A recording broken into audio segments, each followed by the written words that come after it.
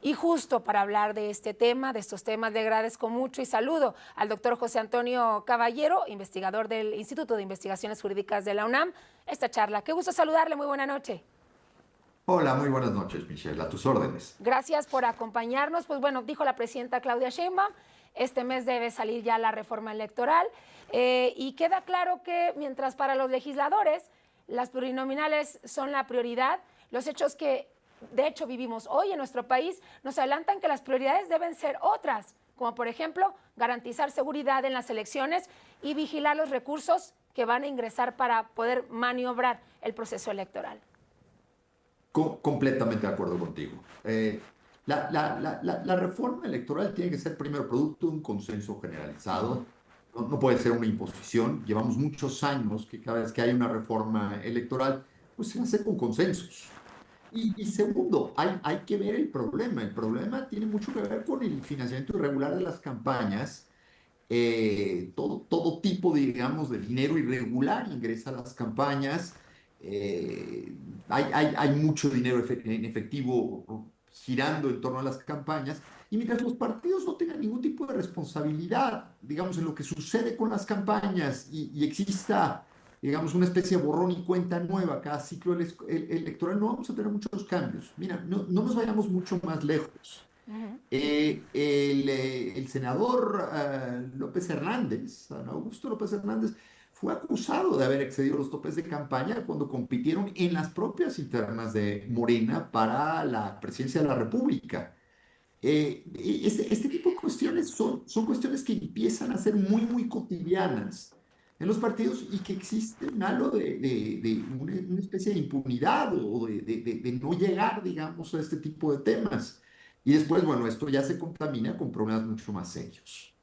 Así es, y también hay que sumar, y ha quedado un poco de lado en la discusión, aunque fue prioridad en su tiempo, José Antonio, la autonomía del Instituto Nacional Electoral. Pero antes de ir a hablar de ese punto, quiero preguntarte primero, basándonos en la última elección, en la que fue electa la presidenta Claudia Sheinbaum, y muchos puestos de elección popular en el país, pero también la elección del Poder Judicial, ¿qué calificación le das al INE? Para partir de ahí, de cómo debe ser el tratamiento o los cambios que debe pues vivir o sufrir en esta reforma electoral. Mira, el INE yo creo que hay que moverlo o hay que pensarlo en varios niveles. El nivel del servicio civil de carrera del INE desde hace muchos años es muy estable.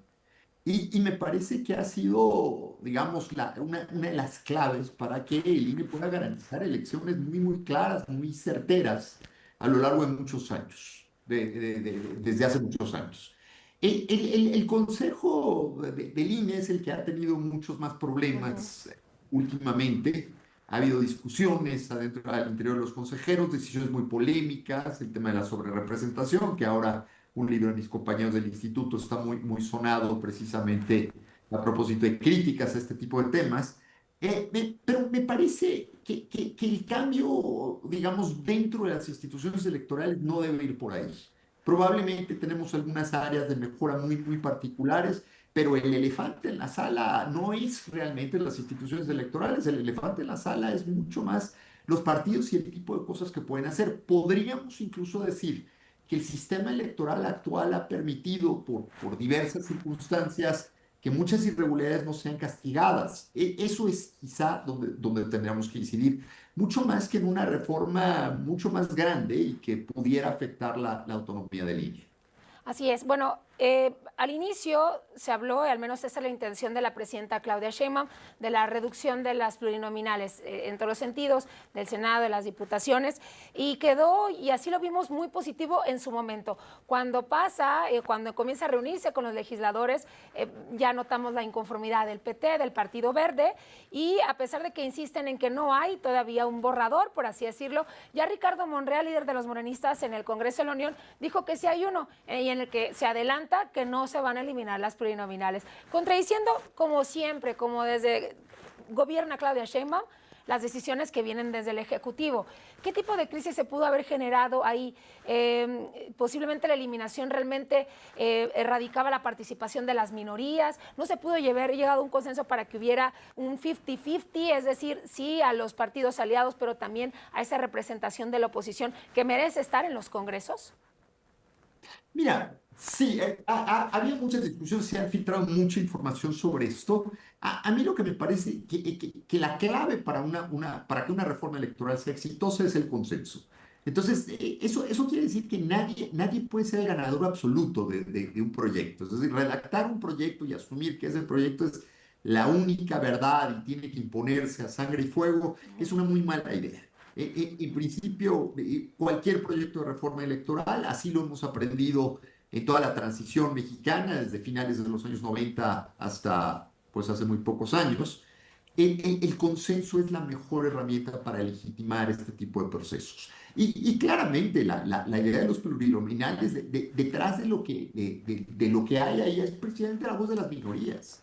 No es posible hacer un reduccionismo y pensar que la democracia es exclusivamente el gobierno de las mayorías. Ese tipo de reduccionismos no nos van a llevar muy lejos. Y lo que es cierto, José Antonio, es que tampoco hemos recibido o se ha transparentado la información que surgió de los foros que se llevaron a cabo a nivel nacional para saber qué querían las mayorías. Ahora que estamos hablando de consenso, si quieren o no los plurinominales, qué tipo de cambios buscan, incluyendo el INE, o incluso cómo debe ser el proceso electoral. Al final se queda en estos quienes van a tomar la decisión, que es el Ejecutivo y también el Legislativo. Y pues al final tendremos, al final de este febrero, pues una reforma electoral que deberán aprobar. Pues mira, lo que no quisiéramos ver es una aplanadora y tampoco quisiéramos ver una reforma que, por ejemplo, no entre a tocar estos puntos muy específicos sobre la integridad de los candidatos. Por ejemplo, la presidenta hacía en las declaraciones que acabas de poner la necesidad de revisar la integridad de los candidatos. Es cierto, la integridad de los candidatos no necesariamente la puedes obtener a partir de la revisión de sus antecedentes, pero los partidos tienen que mirarse hacia adentro también y ver cosas que son muy evidentes. Insisto, hay ejemplos de candidatos que rebasan topes de campaña, que tienen problemas abiertos, tal vez no tengan investigaciones penales directamente, pero que claramente son un problema y los dejan correr dentro de la vida del partido. Y también, de alguna manera, los partidos no están necesariamente recibiendo un voto muy agresivo de la ciudadanía cuando cometen este tipo de problemas. Ahí es donde creo que tenemos que empezar a discutir cómo estamos viendo nuestra democracia y Sí. no tanto en el tipo de cambio institucional. Y también me quedo con esto que acabas de mencionar, además de lo que nos deja, reflexión que nos dejan hechos de violencia como los de hoy o cómo se ha involucrado el crimen organizado en la política del país. Sin duda, ¿qué están aportando los partidos políticos? Yo creo que eso es muy importante porque están dejando todo a los que van a tomar la decisión al INE, pero ellos no están revisando qué hay al interior, porque ahí está la clave, la designación de las candidatas y los candidatos que después tienen un futuro como el que estamos viendo hoy, como lo que ocurrió justamente en Jalisco. José Antonio Caballero, un placer platicar con usted. Gracias por esta charla. Un gusto también y nada más el financiamiento Sí, irregular claro. sería otro tema que hay que tener muy claro. Pero muchas gracias, a tus órdenes. Gracias, José Antonio, investigador del Instituto de Investigaciones Jurídicas de la UNAM.